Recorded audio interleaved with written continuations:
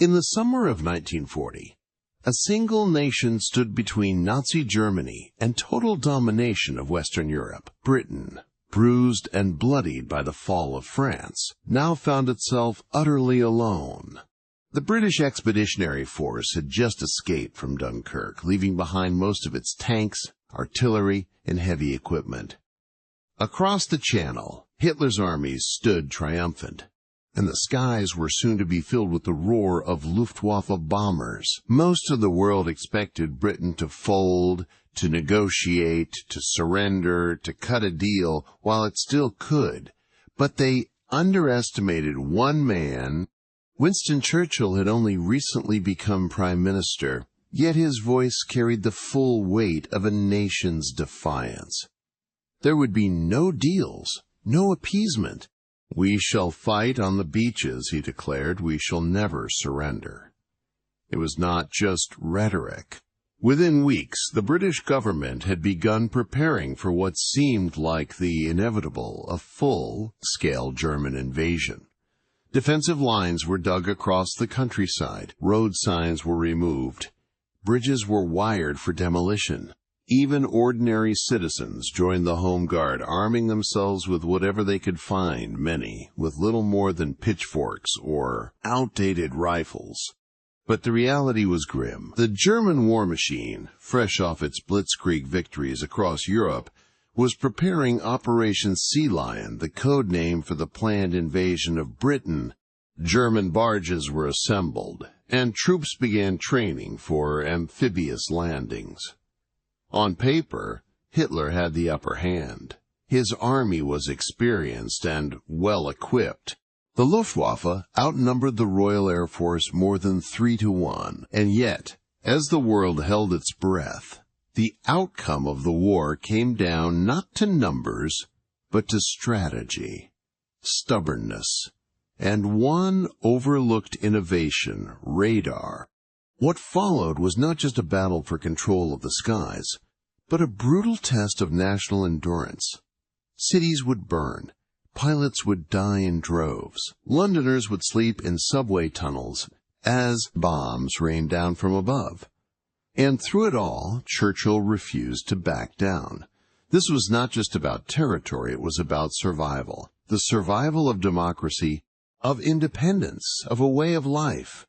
This is the story of how Britain stood alone, defiant in the face of overwhelming odds, and how a handful of pilots, a string of coastal towers, and a nation's unyielding spirit forced Hitler to abandon his grandest invasion plan. This is the Battle of Britain. But Churchill's defiance was not just rhetoric. It was a brutal, calculated demonstration of resolve. When France fell, a powerful fleet of French battleships lay anchored at Mers el-Kebir in North Africa. Though technically neutral, these warships were a ticking time bomb. If they fell into Nazi hands, they would tip the naval balance in the Mediterranean, possibly crippling Britain's dominance at sea. Churchill, with no room for sentimentality, made a fateful decision. He ordered the Royal Navy to neutralize the fleet. On July 3, 1940, a British task force approached the harbor and delivered a blunt ultimatum to the French. Join the British, sail to a neutral port, or scuttle your ships. The French refused. The order was given. Guns thundered. The sea turned red. In mere minutes, the Royal Navy had sunk or disabled several French battleships. Nearly 1,300 French sailors lost their lives not at the hands of the Nazis, but their former allies. It was a harrowing, tragic act. Yet it sent a message that echoed across Europe. Britain would fight, alone if necessary, without compromise. To Hitler it was unexpected, perhaps even irritating. Still, he believed that Britain was living on borrowed time. On July 19th, standing triumphant before 1 million cheering Germans in Berlin, he made what he considered a generous peace offer. Britain could keep its global empire. In return, Hitler wanted control of Europe. He envisioned a Nazi-dominated continent, stretching eastward into vast new territory, a living space for the German people. From a position of overwhelming military advantage, Hitler offered a way out. Churchill rejected it outright. He did not flinch, didn't hesitate.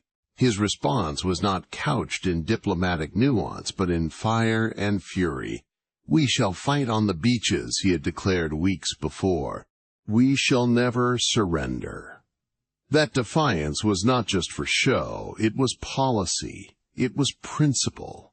Britain, battered but unbowed, would not trade freedom for peace. And so the war entered a darker, deadlier phase. Hitler turned his attention to Operation Sea Lion, the planned invasion of Britain. Preparations began in earnest. Barges were gathered, troops trained for amphibious landings, and the Luftwaffe ready to destroy the Royal Air Force. On paper, the odds favored Germany. Britain had few trained soldiers, little equipment, and a desperate shortage of aircraft. But Churchill had something Hitler lacked: an unshakable will, and the backing of a people who refused to bend. The destruction at Mers el-Kabir, as tragic as it was, had made one thing clear: Britain would not negotiate, would not appease, would not retreat. The path ahead would be perilous, paved in fire and blood. But Churchill had made his choice, and in doing so, forced Hitler to make his. The skies over England were about to become the next great battleground. The miracle of Dunkirk had saved the men, but not their weapons. In late spring 1940, over 330,000 British and Allied soldiers had been plucked from the beaches of northern France under relentless German fire. It was a stunning evacuation, a triumph of courage and improvisation. But when the troops stepped back onto British soil, they brought with them almost nothing. The British Army was now little more than a collection of exhausted men armed with rifles and resolved. Tanks, artillery, trucks, all had been left behind on the sands of France. It was a sobering reality. Britain might have escaped immediate disaster, but it was now virtually defenseless. And Hitler knew it. Across the Channel, the German Führer saw an opportunity unlike any other. With France conquered and the British Army in shambles, he believed a knockout blow could bring the war to a swift conclusion. He began drawing up plans for a bold and unprecedented invasion, Operation Sea Lion. The goal was clear land German forces on the southern shores of England, march north, and force Britain into submission. But first, he needed to ensure that Britain could not resist. Meanwhile, in London, Churchill faced a grim landscape. The Royal Air Force was badly outnumbered. The Army was under-equipped. The Navy, though still powerful, was spread thin across global waters. And the enemy, confident and well-armed, was preparing to strike. Yet Britain would not wait passively for the storm to break. Across southern England, defenses began to take shape. Pillboxes and bunkers sprouted along coastlines. Barbed wire was strung across beaches. Anti-tank obstacles were placed on open fields. Road signs were taken down to confuse any invading force. Bridges were wired for demolition. What had been green countryside was being reshaped into a fortress. But manpower was limited. The regular army was being rearmed and reorganized, but that would take time. So Churchill called on the people themselves. A new force was born, the local defense volunteers, soon renamed the Home Guard. It was a force made up of men deemed too old or unfit for frontline service. Many were veterans of the First World War. Others were clerks, teachers, shopkeepers, ordinary men, many over 50, some even older. They drilled with wooden rifles, practiced with homemade explosives, and watched the skies for parachutes. To outsiders, the Home Guard may have looked like a desperate measure, but to the British public, it was a symbol, a reminder that everyone, no matter their age or strength, had a role to play in defending the homeland. And as these quiet preparations unfolded, Hitler's own plans gathered pace. Operation Sea Lion would require the crossing of the English Channel, something no invading army had done successfully in nearly 1,000 years. German engineers began converting barges into makeshift landing craft. Troops trained for amphibious assaults. Commanders plotted where and how to strike. 20 divisions, over 250,000 men, were to storm the beaches of southern England. But Hitler's generals were not convinced. The English Channel was no mere river, it was a formidable natural barrier. And unlike France, Britain still had the Royal Navy, the most powerful fleet in the world. Without control of the skies and the sea, Sea Lion would be a catastrophe. And so Hitler placed his hopes on the Luftwaffe. If German bombers could destroy the Royal Air Force, paralyze British defenses, and demoralize the population, an invasion might be possible. The skies would become the next battlefield. Britain would soon face not just a threat to its shores, but a direct assault from the air. Yet even in the face of this looming danger, Churchill never wavered. His speeches stirred the nation. His resolve inspired it. "We shall defend our island," he had promised, "whatever the cost may be." And now, with the army rebuilding, the Home Guard forming, and coastal defenses rising, Britain was preparing to make good on that promise. The stage was set for a battle that would determine the fate of Western Europe, not on the beaches, not in the fields, but in the clouds above. By the late summer of 1940, the thunderclouds of invasion gathered thick over Britain's southern coast. In German-occupied Europe, a massive force was mustering. Hitler had ordered the formation of 20 divisions, more than 250,000 troops destined, if all went to plan, to land on the shores of England, along the ports of France, Belgium, and the Netherlands.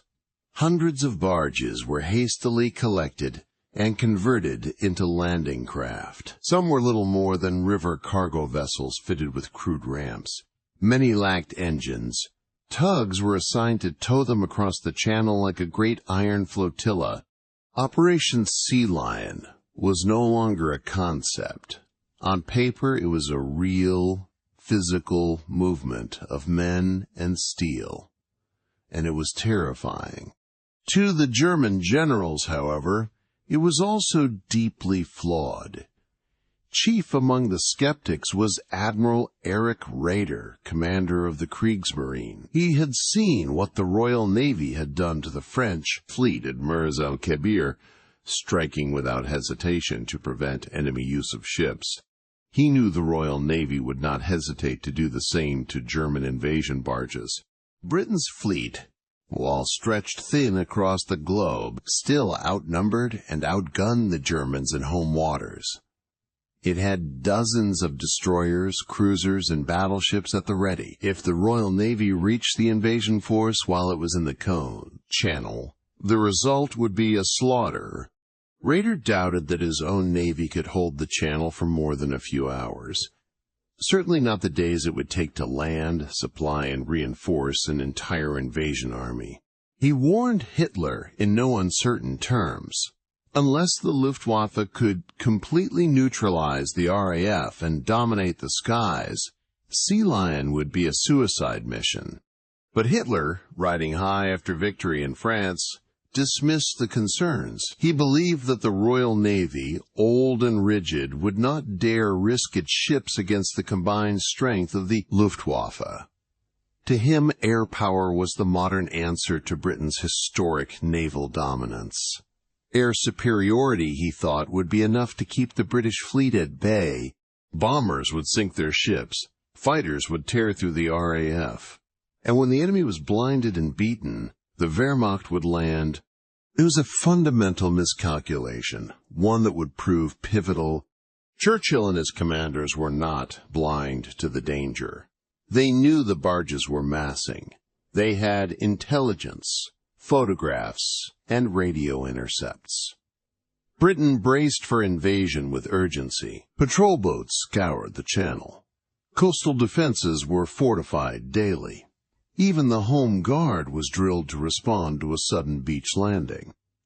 And in the skies, the Royal Air Force, outnumbered, under-equipped but fiercely determined, waited for the test they knew was coming.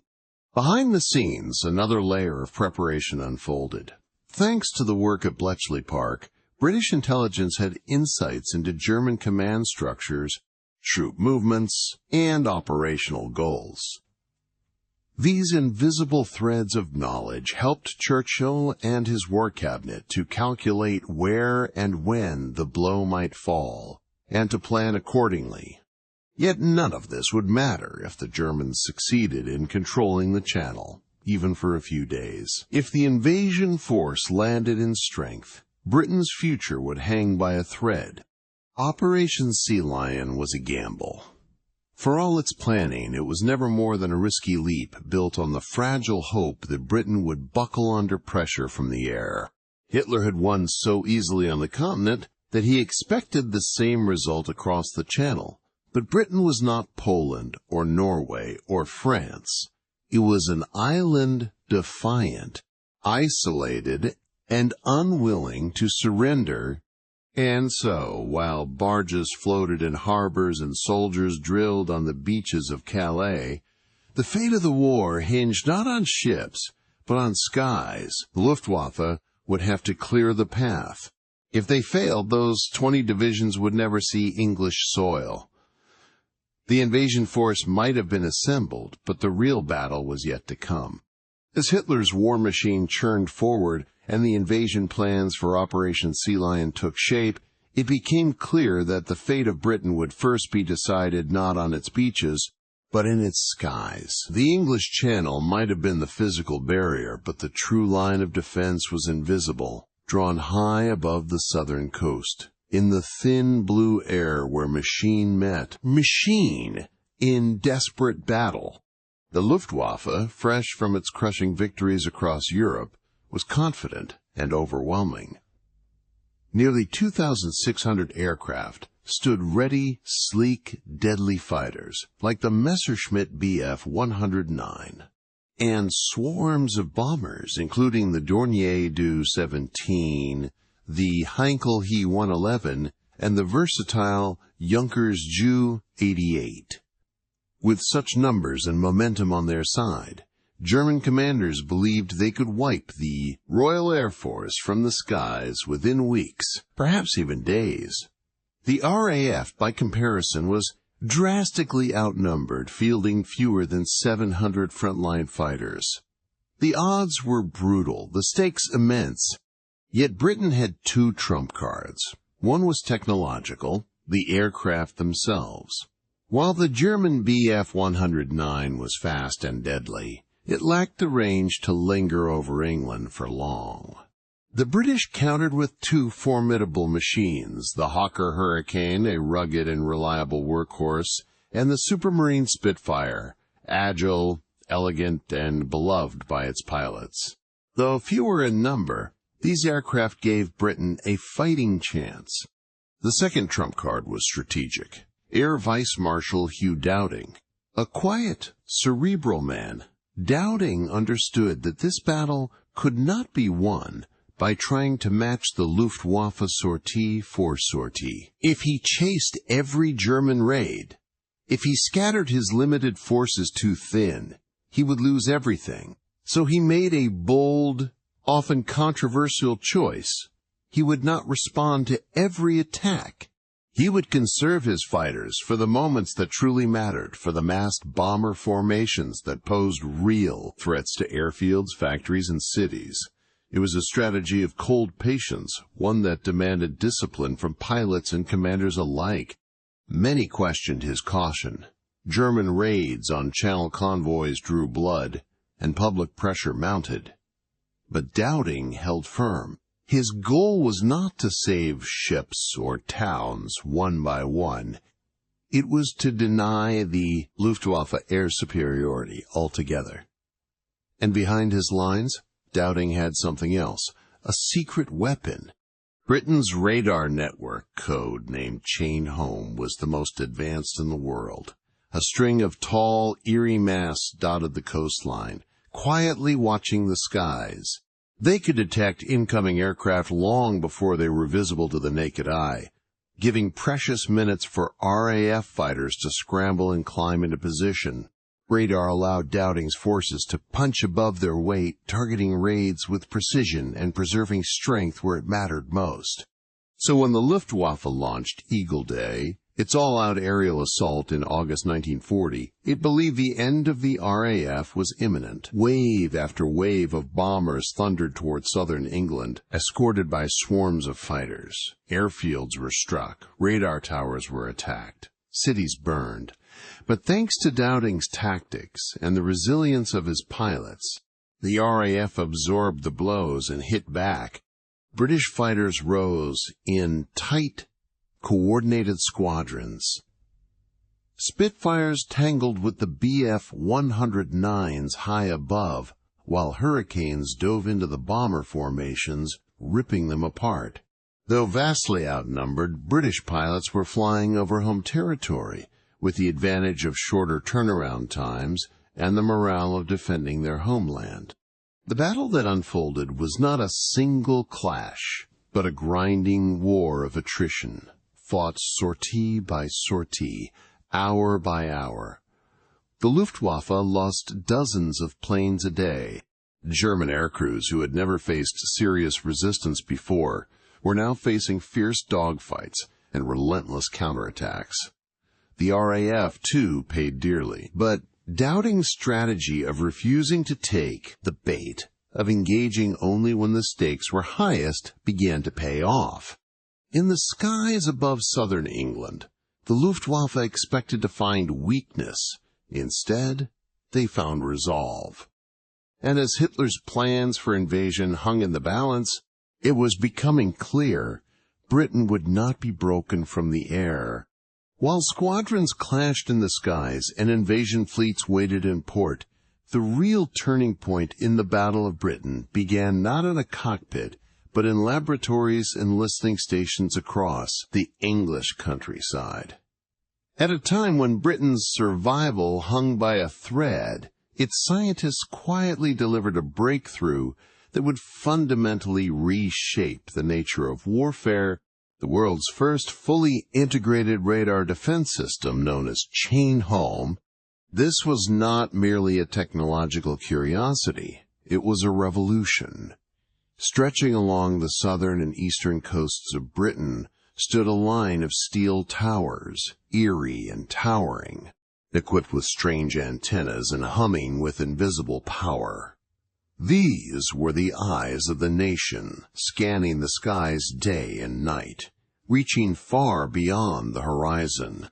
From over 100 miles away, they could detect incoming German aircraft, bombers forming up over the French coast, fighters sweeping in behind them, each wave recorded not by sight or sound, but by invisible echoes of radio waves bouncing back to shore. It was British scientist Robert Watson, Watt, and his team who had pioneered this concept in the 1930s, transforming what was once science fiction into the cornerstone of Britain's air defense.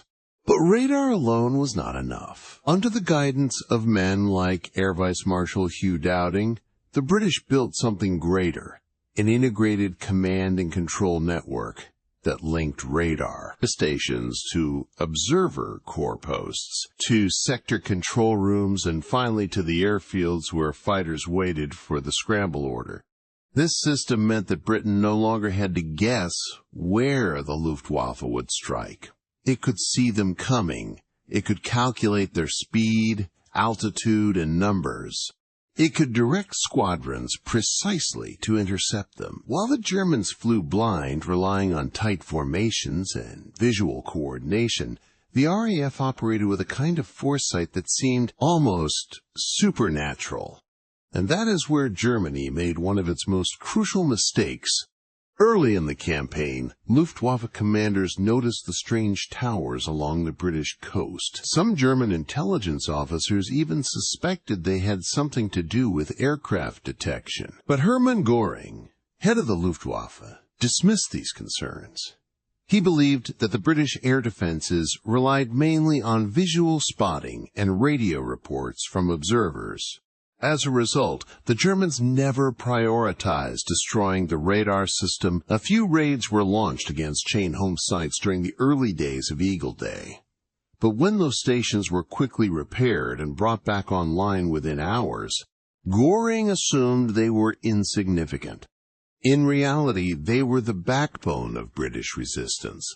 Day after day, as waves of German bombers crossed the Channel, British radar picked them up.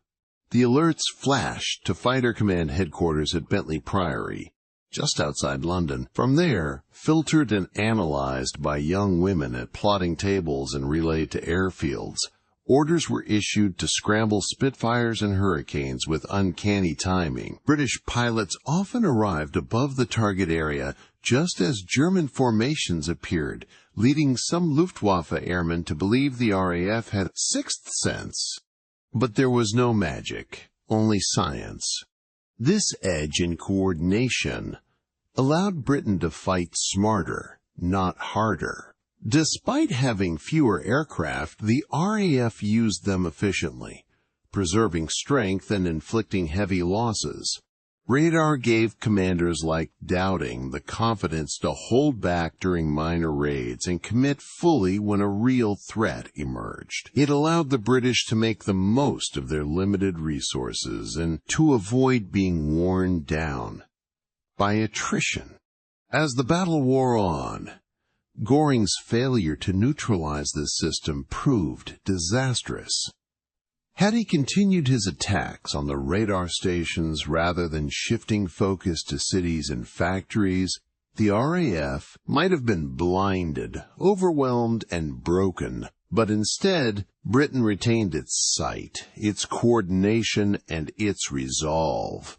In the Battle of Britain, courage and aircraft were visible symbols of resistance. But it was the quiet hum of radar towers, the calculations in plotting rooms, and the decisions made in shadowy command centers that truly tilted the balance. And so, while Hitler believed brute force alone could crush the island, Britain showed that sometimes it is the unseen wisely used that decides the fate of nations. By mid-July 1940, the storm that had been building for weeks finally broke over the skies of Britain. With his invasion plan, Operation Sea Lion, waiting on the success of air superiority, Hitler unleashed the full might of the Luftwaffe. At first, the attacks were focused and tactical.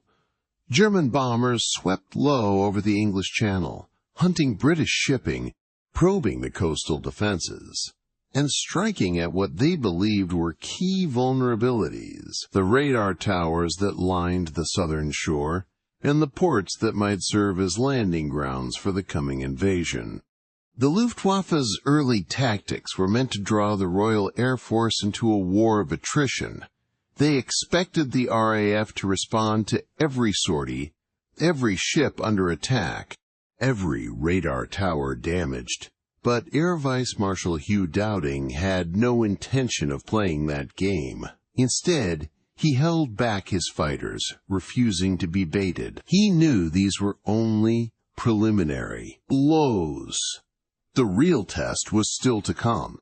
That test arrived on August 13th, 1940, a date the Germans called Adler Tag, or Eagle Day. It was to be the beginning of a decisive aerial campaign. Hermann Göring, confident in his numbers, promised to smash the RAF in a matter of days. His aim was clear: destroy the fighter squadrons on the ground. bomb the airfields into rubble, wipe out the RAF's command and control network. Once the skies were cleared, the path would be open for Hitler's armies to cross the Channel. But the reality was far more complex and far more costly. Eagle Day began with the roar of engines and the shimmer of sun on wings. Waves of German bombers, escorted by Messerschmitt Bf 109 fighters, surged across the Channel in tightly packed formations. They expected resistance, but not precision. Yet, as they approached the English coast, the RAF was already climbing to meet them, thanks to the chain-home radar system and Dowding's centralized control. British squadrons were scrambled exactly where they were needed. The Luftwaffe's plan to strike first and overwhelm was shattered before it had truly begun. Still, the Germans pressed on. Bombs fell on airfields in Kent, Sussex, and Hampshire. Runways were cratered, hangars burned, and ground crews scrambled under fire. But by nightfall, what had been damaged was already being repaired. None of the targeted RAF stations were put permanently out of action. Even radar masts that had taken direct hits were back online within hours. Goring, still dismissing radar as irrelevant, failed to understand the depth of the British recovery effort. And then came the losses. By the end of Eagle Day, 46 German aircraft had been destroyed. Dozens more limped back to France, riddled with bullets, their crews shaken. The RAF had lost fewer planes, but more importantly, it had survived the storm. What Goring had planned as a knockout blow became instead a signal of how fierce and stubborn British resistance would be. Over the following days and weeks, the Luftwaffe continued to hammer RAF bases, launching raid after raid with increasing intensity. Fighter pilots were flown to exhaustion, some flying 6 or 7 sorties in a single day. Runways were patched with tar and gravel. Mechanics worked under floodlights through the night. Radar towers were guarded like fortresses. But something unexpected was happening. The Luftwaffe, so sure of its dominance, began to falter. German pilots, trained for short campaigns and quick victories, found themselves in a grinding battle with no clear end.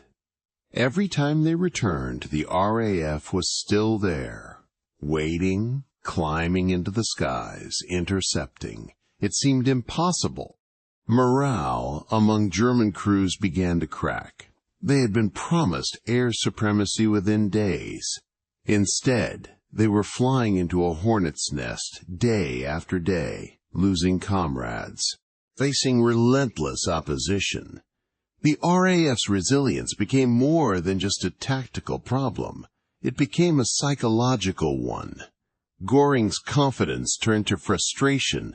The bombers still flew, but now the Germans began to question, how long could they keep this up? Britain's skies were turning into a battlefield, unlike any seen before. And as Eagle Day faded into history, it became clear this was no prelude. This was the battle itself. And it would not be won by numbers alone. By late August 1940, the skies over Britain were a relentless arena of fire and thunder. The Luftwaffe had shifted into high gear, hammering away at RAF airfields, radar stations, and southern infrastructure with ruthless precision. Fighter command was stretched to its limits. Aircraft were dwindling. Pilots were flying multiple sorties a day, many with barely 10 hours of combat training. Ground crews worked through the night to keep the Spitfires and Hurricanes in the air. Britain was on the brink. Then, in a twist of fate that would reshape the entire course of the war, the Germans made a mistake that saved Britain.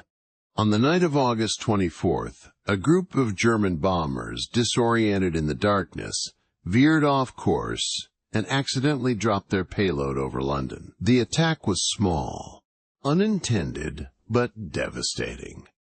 It struck a civilian population that had, until then, been largely spared. For the British public, it was a turning point. For Winston Churchill, it was an opportunity. The very next night, the RAF launched a bold and symbolic retaliation, an air raid over Berlin. Though the damage was minimal, the psychological blow was immense. Hitler had promised his people that the capital of the Reich was untouchable. Now, with British bombs falling in the heart of Berlin, his authority was shaken. The rage was immediate and personal. He vowed retribution not just on military targets, but on the British people themselves. It was a decision that changed everything. Hitler ordered the Luftwaffe to abandon its strategic focus on RAF airfields and shift instead to bombing British cities. London became the primary target, followed by other industrial hubs, Coventry, Birmingham, Liverpool. Goring assured him this would break British morale, that civilians would beg for peace. But Churchill saw it differently. "We shall not flag or fail," he said. "We shall go on to the end." His resolve, and that of the British people, only hardened. What Hitler failed to grasp was the opportunity he had just handed to the RAF. The relentless attacks on Fighter Command had nearly achieved their aim. Several key airfields were hanging by a thread. Pilots were exhausted. Radar stations had taken hits. One more week of sustained pressure might have broken Britain's aerial shield. But with the Luftwaffe now busy setting cities ablaze, the RAF was given the one thing it desperately needed: time. As airfields were repaired and pilots rotated for rest, Fighter Command began to stabilize. Radar systems were reinforced. Aircraft production increased. And by mid-September, the British were not just surviving. They were preparing to strike back with renewed strength. That moment came on September 15, 1940, a date now remembered as Battle of Britain Day. The Luftwaffe launched one of its largest assaults yet. Over 1,000 aircraft crossed the Channel in waves, heading straight for London. But this time, the RAF was ready. From the cliffs of Dover to the skies above the capital, Spitfires and Hurricanes rose in formation, engaging the German bombers and their escorts in a swirling, deadly ballet. By day's end, nearly 60 German aircraft were downed. British losses were far fewer. More importantly, the Luftwaffe had failed to achieve its objective. At Fighter Command headquarters, Churchill watched the battle unfold in real time. As squadrons were deployed and reinforcements scrambled, he turned to his chief of staff and asked, "What reserves do we have?" The answer came quietly, "There are none." Yet still the RAF held the line. The message was now clear, even in Berlin. Air superiority over Britain would not be won. The skies would not be cleared for an invasion. And so, just 2 days later, on September 17th, Hitler quietly postponed Operation Sea Lion. His dream of conquering Britain by force faded into silence. The invasion would never be rescheduled. What had begun as a calculated campaign to dominate the skies had ended in frustration and defeat. The Luftwaffe, once feared as an unstoppable force, had been humbled by a smaller, determined, and brilliantly organized adversary. And Britain, though battered and bloodied, stood unbroken. The Battle of Britain was far from the end of the war, but it was a turning point. For the first time, Hitler had been denied. For the first time, hope returned to a world shadowed by tyranny. As the smoke cleared from the skies of the Battle of Britain and Hitler's dreams of invasion crumbled, the war entered a darker, more sinister phase.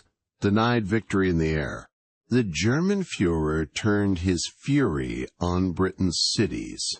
If he could not conquer her by force, he would burn her into submission. Thus began a brutal campaign that would come to be known as the Blitz, a relentless bombardment of civilian life that transformed war from a matter of soldiers and strategy to one of families and firestorms. Every night, the hum of engines over the channel brought dread. The Luftwaffe returned not for dogfights, but to terrorize. Cities like London, Coventry, Liverpool, and Birmingham became targets not because of their military value alone, but because they were home. Factories, rail lines, yes, but also homes, churches, schools. On some nights, entire neighborhoods vanished beneath a curtain of flame. Incendiaries fell like rain, lighting up the night in an eerie, ghastly glow. For 57 consecutive nights beginning in September 1940, London was bombed without pause. In the end, over 50,000 civilians would lose their lives across Britain burned, crushed beneath rubble, or lost in the smoke. And yet Britain did not break. If anything, the German campaign only deepened the resolve of the people. Underground stations were transformed into makeshift shelters. Families lived in bunkers and cellars. Fire brigades, rescue workers, and nurses risked their lives nightly. And amidst the chaos, the British spirit endured. Children were evacuated to the countryside. Bombed buildings displayed handwritten signs, "We can take it." Newspapers carried stories of survival, resilience, and even humor. At the heart of this defiance was the voice of Winston Churchill. The Prime Minister Greville, voiced, defiant, untiring, spoke not just to Britain, but to the world. His speeches echoed across bombed ruins and the airwaves of distant lands. He called upon his people not just to endure, but to fight on. And in one of the most iconic tributes ever delivered, he honored those holding the skies during the worst of the bombing. Never in the field of human conflict was so much owed by so many to so few. With those words, he etched into history the heroism of the Royal Air Force pilots who had defended Britain in its darkest hours. Many of them were barely out-of-school young men who scrambled into the air against impossible odds, fought dogfights over the English Channel, and returned with empty fuel tanks and bullet-riddled wings. Some never returned at all, but their sacrifice bought Britain precious time. It kept hope alive. Even as bombs fell, British factories continued to produce. Arms, aircraft, and supplies rolled out. Children returned to school. Parliament met in full session. London buses still ran. The King and Queen visited the bomb sites in solidarity. Hitler had underestimated not just the RAF, but the very soul of his enemy. The Blitz, intended to shatter morale, became instead a crucible of unity. It forged a national identity built not only on survival, but defiance. The world watched and admired, and slowly, international sympathy began to shift. The bombs kept coming into 1941, but they could not erase a simple truth. Britain stood alone, and Britain stood firm. The courage of its people, the unbreakable bond between leader and nation, and the undying roar of Spitfires overhead told the world a different story than Hitler had intended. This was not just a battle for territory. It was a battle for the human spirit. And the spirit of Britain, tested in fire, would not be broken. By late 1940, though Britain had withstood the Nazi onslaught from the skies, the war was far from over, and Churchill knew it. The enemy had not gone away. Germany still dominated the continent. British cities lay in ruins. Supply convoys were being hunted across the Atlantic by U-boats. Every victory had come at a cost. And despite the resolve of the people and the heroism of the RAF. Churchill understood a bitter truth: Britain could not hold out forever, not alone. Across the Atlantic lay the only hope of real salvation: the United States. Its resources were vast, its industries booming, and its population untouched by war. But there was a problem America did not want to fight. In 1940, American public opinion was staunchly isolationist. Haunted by the bloodshed of World War I and deeply skeptical of European entanglements, only 8% of Americans supported joining the war. Powerful voices warned against becoming involved in what they saw as another distant conflict. Let Europe fight its own battles, they said. Even inside Roosevelt's own government, there were doubts. But Churchill, ever the strategist, also knew his counterpart across the Atlantic, President Franklin Delano Roosevelt. The two men had never met in person, but they had corresponded. Churchill signed his letters "former naval person," recalling Roosevelt's own time in the U.S. Navy Department. It was more than just a personal touch. It was an invitation to camaraderie and shared purpose. Roosevelt admired Churchill's defiance. Though the American people were hesitant, he believed that Hitler's aggression could not go unchecked forever. Quietly, methodically, he began preparing. Even as he reassured the public that the United States would stay out of the war, Roosevelt ordered a massive expansion of the U.S. Navy. 6 new battleships, new aircraft carriers, thousands of planes. In September 1940, he signed off on the first peacetime conscription in American history. The U.S. Army, once tiny and under-equipped, began to grow. War might not yet have come, but Roosevelt was making sure that if it did, America would be ready. Churchill saw this and seized every diplomatic opportunity. He sent envoys. He lobbied through allies. He sent desperate appeals, couched in firm language. Britain did not ask for soldiers, only for weapons, ships, and support. What Britain needed, Churchill argued, was time. If America could give her that, Britain could keep fighting. Roosevelt listened. That autumn, the first concrete sign of support came not through a formal treaty, but through a deal. Britain, its navy stretched thin, desperately needed ships to guard its convoys from German submarines. The U.S., with an aging fleet of World War I destroyers, had ships to spare. A deal was struck.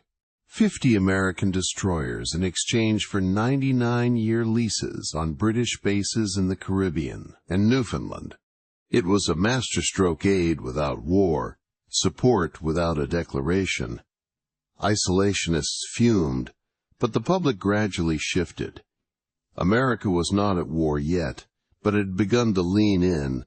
For Churchill, these small steps were monumental. Each ship, each shipment of arms, each new line of communication meant survival. They were the arteries of resistance, the veins through which Britain's defiance could flow. And in Roosevelt he found not just a partner in diplomacy, but a kindred spirit in leadership. Both men understood that while Britain fought alone, the free world watched and waited. As 1940 drew to a close, bombs still fell on Britain, and Hitler still plotted. But across the ocean, engines were beginning to turn. Factories roared to life. Plans were laid. And Churchill, ever the historian, knew that moments like this, quiet, behind the scenes, unseen by many, would shape the fate of nations. Britain had held the line. Now it needed a lifeline. And slowly, surely, it was coming. By the end of 1940, it was clear to Winston Churchill that Britain's battle against Hitler could not be won with courage alone. British resolve had weathered the storm of bombs in the Blitz, and the RAF had denied Germany the skies, but the Empire's resources were running thin, and its lifelines across the seas were under constant assault. What Britain needed was not just bravery, It needed material strength, and that meant help from across the Atlantic. The Destroyers for Bases deal was the first crack in America's wall of isolation. Britain, desperate for escorts to protect its vital convoys from German U-boats, reached out. The U.S., officially neutral but increasingly sympathetic, agreed to transfer 50 aging World War I-era destroyers to Britain's Royal Navy. In return, Britain leased the U.S. access to strategic bases across the Atlantic and Caribbean. On paper, it was a trade. In practice, it was the first open gesture of American alignment with Britain's cause. But it was only the beginning. In November 1940, President Franklin D. Roosevelt faced re-election. His opponent, Wendell Willkie, had criticized FDR's increasing tilt toward Britain and warned against further entanglement in European affairs. Yet Roosevelt won decisively, with 27 million votes to Willkie's 22 million. The message was subtle but unmistakable. While Americans did not yet want war, a growing number understood that Britain's survival mattered. Roosevelt took that momentum and pressed forward. In January 1941, he gave one of the most important speeches of his presidency. Addressing Congress, he did not speak of tanks or ships. He spoke of values. He described a world founded on 4 essential freedoms: the freedom of speech, the freedom of worship, the freedom from want, and the freedom from fear. These were not just American ideals, they were human ideals. And he argued that those freedoms were under direct assault by Hitler's war machine. With this speech, Roosevelt reframed the war not as a foreign crisis, but as a moral battle, a global struggle for democracy. Britain, still standing alone, was not just defending itself, it was defending those universal rights. And if America failed to support that fight, it risked seeing those freedoms fall. Then, in March 1941, came a decisive act, the Lend-Lease Act. This landmark legislation authorized the United States to send weapons, ammunition, food, and other vital supplies to any country whose defense was considered vital to the security of the United States. In plain terms, it meant Roosevelt could arm Britain and later other Allied nations without demanding immediate payment. It was, as he famously said, like lending your neighbor a hose. When his house is on fire, you do not ask for the money first. You just help him put the flames out. It was a revolutionary shift. America still was not at war, but its industries were now part of the arsenal of democracy. British convoys began receiving American-made tanks and trucks. American factories began producing aircraft for British squadrons. The economic muscle of the United States was slowly swinging behind Churchill's lonely crusade. And with that came a change in tone, both in Britain and in Germany. Churchill, watching the first waves of aid arrive, felt hope that Britain might not only survive, but someday win. Hitler, on the other hand, began to see that his war might eventually draw in a much larger foe. The destroyers had been a signal. The election had been a mandate. The 4 freedoms had defined the cause. And Lend-Lease was the machinery that would turn ideals into action. Britain still stood alone in 1941, but not in the dark.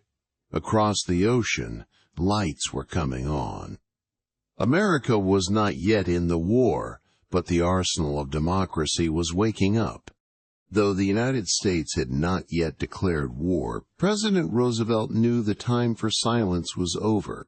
The Lend-Lease Act had opened the gates of America's vast industrial power to the beleaguered British Empire, but delivering those supplies safely across the Atlantic was another battle altogether.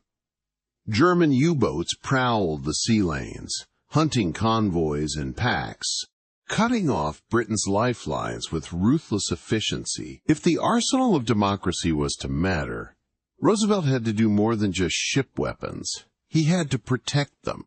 So quietly, and without the fanfare of war drums, the U.S. Navy moved eastward.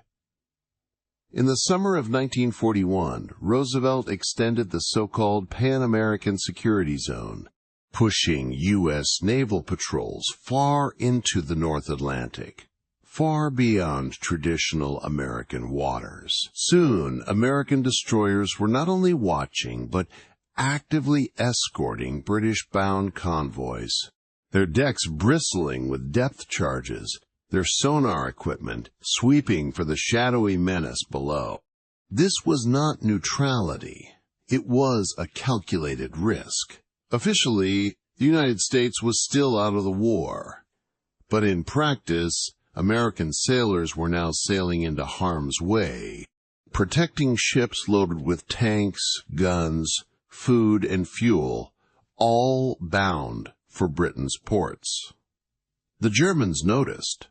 Hitler, wary of drawing America fully into the conflict, instructed his U-boat captains to avoid direct confrontations with U.S. vessels. But in the chaos of the Atlantic, such careful orders were easier given than followed. And then the incidents began. On September 4th, 1941, the U.S. destroyer Greer, shadowing a German submarine west of Iceland, became the first American warship to be attacked by the Nazis. The U-boat fired a torpedo. Greer retaliated with depth charges. No ships were sunk, but the message was clear. The Atlantic was no longer a quiet front. Roosevelt addressed the nation just days later. In a fiery radio broadcast, he condemned the attack and declared that shoot-on-sight orders would be given to U.S. naval forces encountering Axis submarines. Neutrality, in all but name, had vanished. Then came the USS Kearney, struck by a torpedo in October while rushing to aid a convoy under attack. 11 American sailors died. The public mourned, but Congress still hesitated. Isolationist voices reminded the nation of the blood spilled in World War I. Let Europe fight its wars, they insisted. America must stay out. But the tide of public opinion was shifting, slowly but steadily. Newsreels of the Blitz, radio broadcasts from bomb-shattered London, and Roosevelt's masterful rhetoric were turning the hearts of many Americans. The image of Britain, defiant, bloodied, but unbroken, stood in stark contrast to the dark rise of fascism sweeping the continent. In the halls of Washington, Roosevelt and his advisers walked a tightrope. They wanted to help Britain survive, to ensure that Hitler did not dominate all of Europe. But they also knew the American people were not ready yet for war. So the president pushed forward with every tool short of a declaration. Naval bases were expanded. U.S. Marines replaced British troops in Iceland. Convoy escorts grew bolder. Warships and merchantmen now sailed under the stars and stripes, daring the U-boats to strike again. And deep down, Churchill knew what this meant. Though the U.S. was still officially neutral, its heart and its ships were already in the fight. Each new convoy, each destroyer on patrol, each bullet packed in an American crate brought Britain one step closer to survival. The Atlantic had become a silent battlefield. No parades, no grand offensives, just cold wind, gray water, and the low thrum of engines in the dark. But in those waves, the course of the war was already turning. America had not yet entered the conflict, but its intentions were unmistakable. The arsenal of democracy was now protected by steel hulls and brave sailors. And though war had not yet been declared, the United States was, for all practical purposes, already at war in the Atlantic.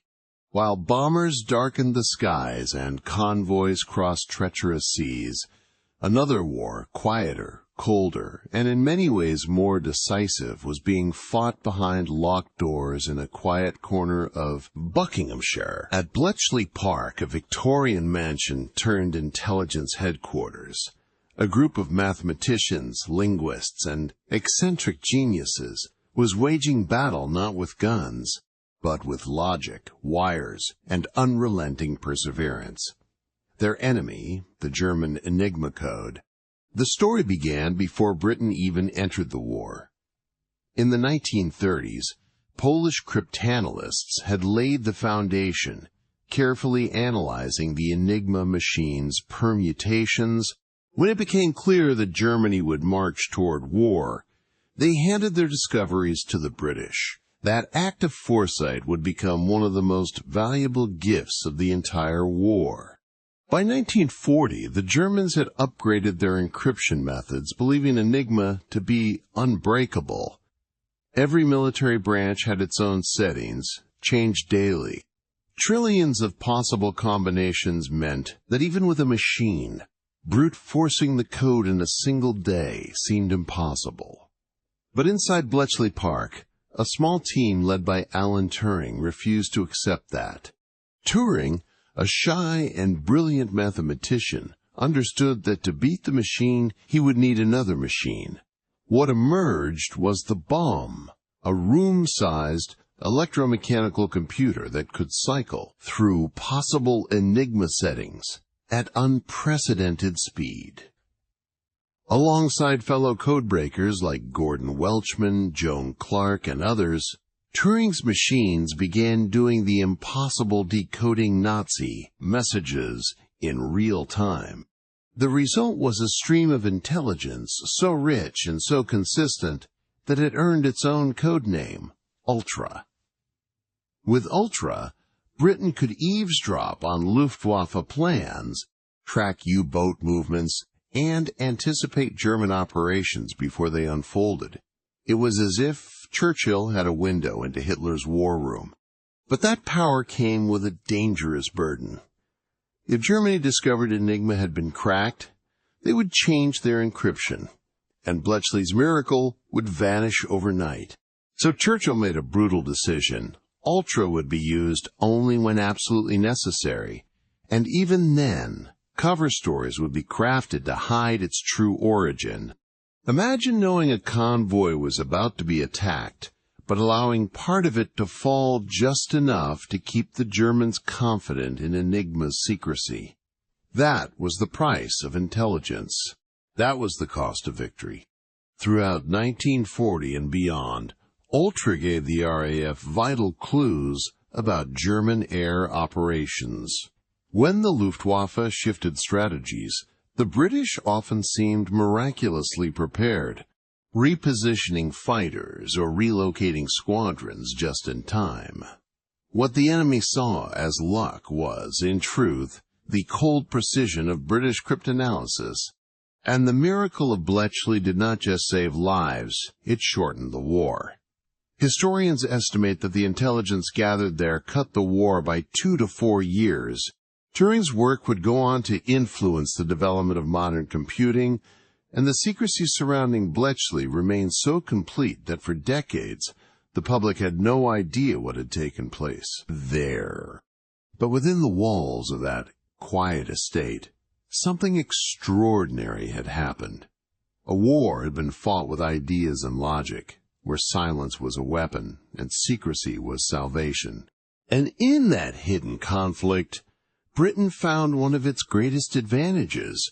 Churchill, who once said, "Truth is so precious that she should always be attended by a bodyguard of lies," understood the delicate dance between knowledge and discretion. He used Ultra with surgical precision, never overplaying his hand. It was a triumph not just of machines or mathematics, but of strategic restraint and human intellect. So while battles raged in the skies and across the oceans, remember this.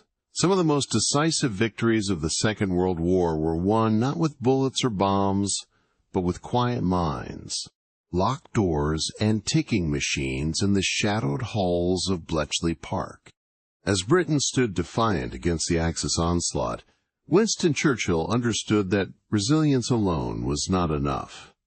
The British people had endured the Blitz, their cities bombed night after night, and their skies contested daily. But now, Churchill sought to carry the fight back to the enemy, not with sweeping invasions, but with precision and audacity. From this vision emerged one of the war's most daring innovations, the commandos. These were not conventional soldiers. They were volunteers handpicked for their toughness, intelligence, and nerve, trained for stealth, sabotage, and hit-and-run tactics deep inside enemy territory. In June 1940, Churchill famously ordered the formation of these elite units, demanding that they set Europe ablaze. The idea was radical: strike fear behind enemy lines, disrupt operations, and remind the Nazis that the British were not finished yet.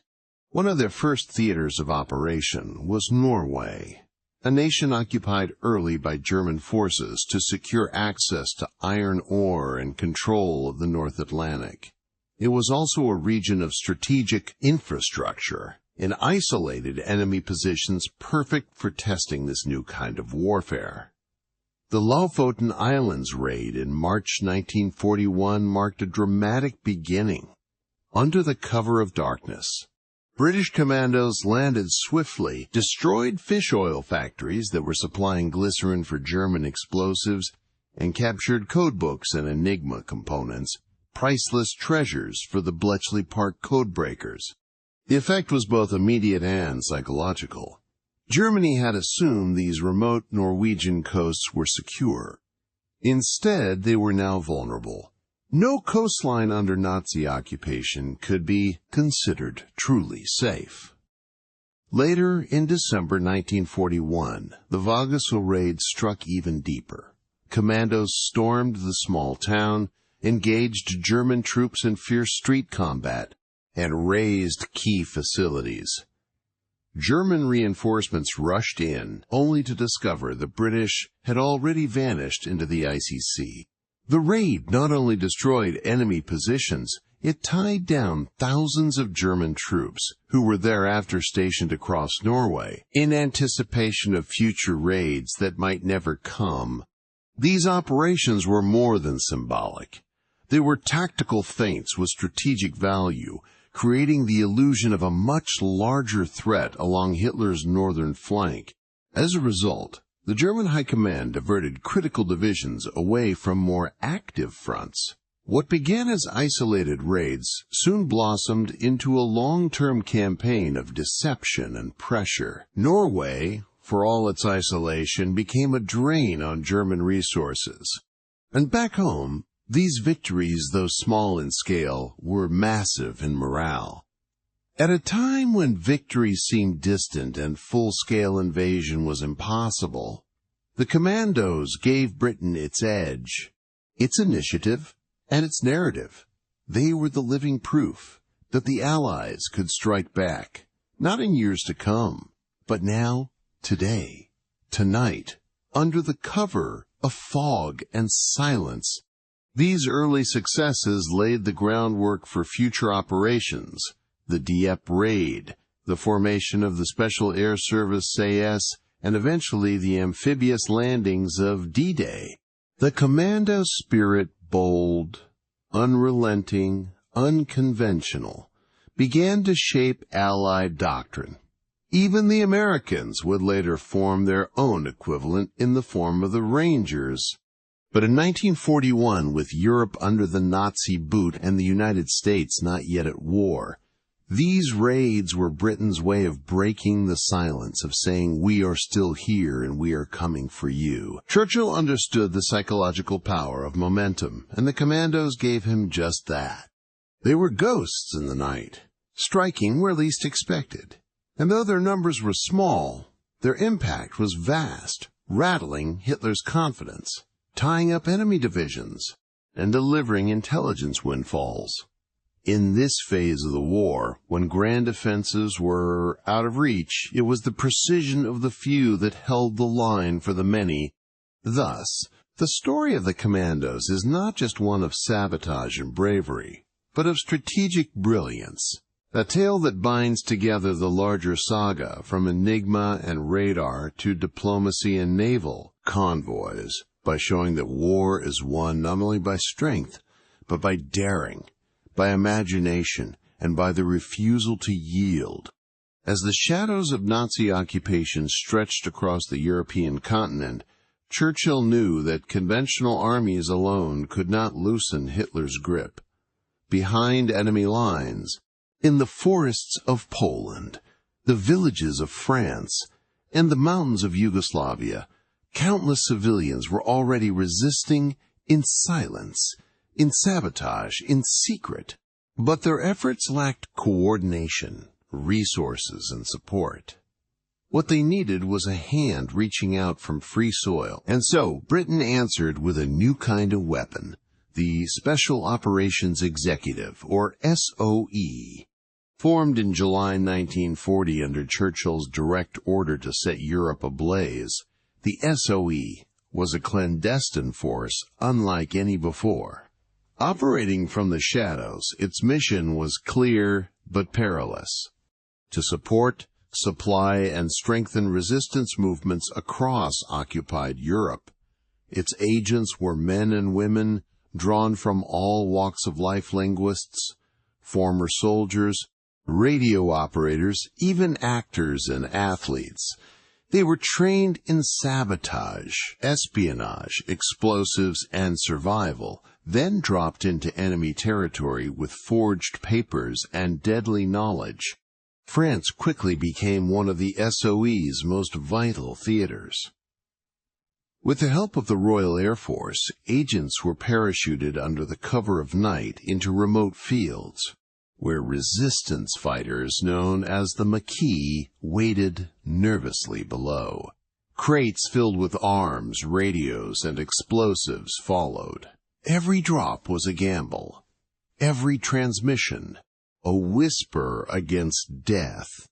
To coordinate these operations, the BBC played a surprising role in the war effort. Beneath the surface of ordinary broadcasts, the BBC inserted coded phrases meaningless to most, but unmistakable to those in the know. A simple sentence like, "Jean has a long mustache," might mean prepare for weapons drop at midnight.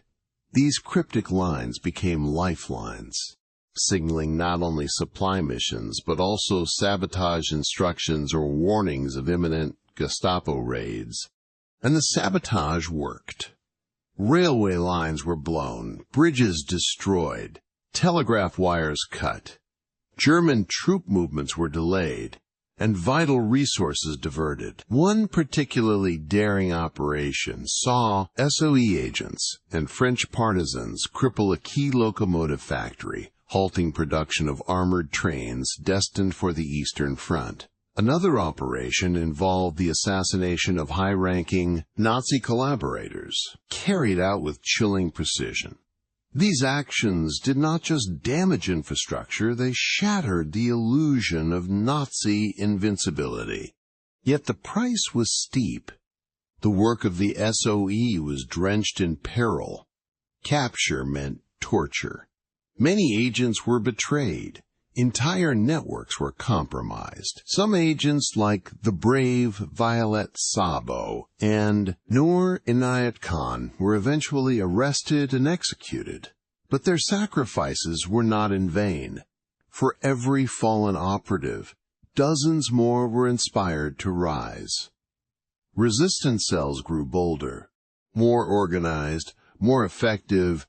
The existence of the SOE also forced the Germans to spread their forces thin across the continent, garrisoning remote villages and guarding railways that might otherwise have fueled the front lines. This, in turn, weakened Germany's ability to concentrate strength where it mattered most. Importantly, the SOE was not a rogue element.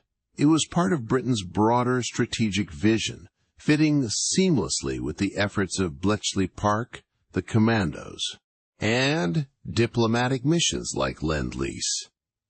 While codebreakers decrypted enemy messages and commandos struck from the sea, the SOE fanned the flames of resistance within occupied lands, proving that even without territory, freedom could still find a voice.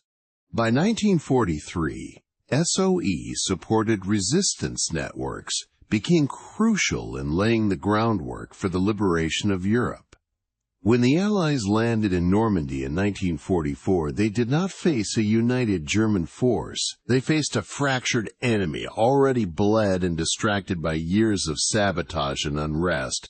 So the story of the SOE is one of silence and fire, of invisible battles that prepared the ground for visible victory.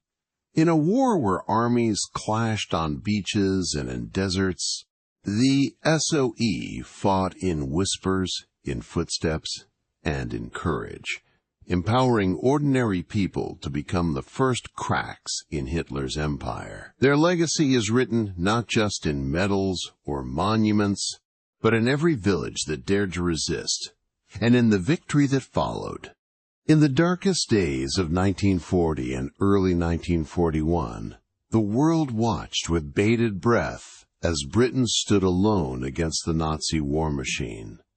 The fall of France had left Hitler's armies unchecked on the continent, and Britain, battered, outgunned, and still reeling from Dunkirk, seemed the next inevitable domino. German U-boats prowled the Atlantic, Luftwaffe bombers pounded British cities, and an invasion plan, Operation Sea Lion, loomed just across the Channel. Yet, in the face of overwhelming pressure, Britain did not break. Instead, the island nation hardened into something new, defiant, inventive, and unwilling to yield. It was not just Churchill's rhetoric that kept the country afloat, though his words lit fires in the hearts of millions. Behind the speeches, real tools shaped Britain's resistance: the strategic brilliance of radar, the genius of codebreakers at Bletchley Park, the unyielding courage of RAF pilots, and the tireless work of dockhands, factory workers, and volunteers across the nation. Each played a role in building a wall of endurance against the tide of Nazi aggression. By mid-1941, Hitler had begun to realize what he had underestimated. The Blitz had failed to break morale. The skies over Britain remained contested, and the Channel, a watery barrier so often dismissed, remained firmly in British hands, patrolled by a navy that Hitler dared not confront. Intelligence gathered through Ultra, the result of Britain's secret work with the German Enigma code, gave British leaders a clearer view of enemy movements than even some German commanders had. Meanwhile, SOE agents worked across Europe, stoking fires of resistance in occupied countries, further stretching Nazi resources. Even across the Atlantic, the winds were shifting. President Roosevelt, though constrained by American public opinion, had begun to tilt the United States toward Britain. First came the Destroyers for Bases deal, then the Land Lease Act, providing crucial war materials to keep the British military supplied. U.S. Navy ships began patrolling the Atlantic, escorting convoys under increasing German threat. America might still have claimed neutrality, but its actions spoke louder than its declarations. And then, in June 1941, the war's balance shifted dramatically. Without warning, Hitler launched Operation Barbarossa, a massive invasion of the Soviet Union. It was a colossal gamble one that opened a second front and added a new, formidable player to the Allied cause. Though ideologically opposed, Churchill immediately recognized the strategic value of Soviet resistance. If Hitler invaded hell, he famously said, "I would at least make a favorable reference to the devil in the House of Commons." Britain's survival had not just prevented Nazi domination of Western Europe, it had kept the war alive. If Britain had fallen, there would have been no base for future Allied offensives. No staging ground for D-Day, no coordinated resistance. Its endurance, at immense human and economic cost, ensured that Hitler would never have peace and that total victory would remain out of reach. By the summer of 1941, it was clear that the war had become global. What began as a continental conflict now drew in giants. The United States, though still technically at peace, was inching ever closer to full engagement. The Soviet Union was bleeding, but far from defeated. Britain, once isolated, now stood at the center of what would soon be called the Grand Alliance, a coalition of democracies and reluctant partners alike, united only by the necessity of destroying fascism. This new alliance, forged in fire and desperation, would come to define the rest of the war. It brought together East and West, capitalist and communist, all tethered to a single cause. It began not with triumph, but with survival, with a lonely island refusing to surrender when surrender seemed logical. So when we look back at those critical years, we see more than military decisions or political strategies. We see a nation pushed to the brink, not by choice, but by fate, and rising to the moment. We see how a people's refusal to yield became the cornerstone of a global fight for freedom. And we see, above all, how Britain's resistance transformed the war from a European crisis into a world struggle that would reshape history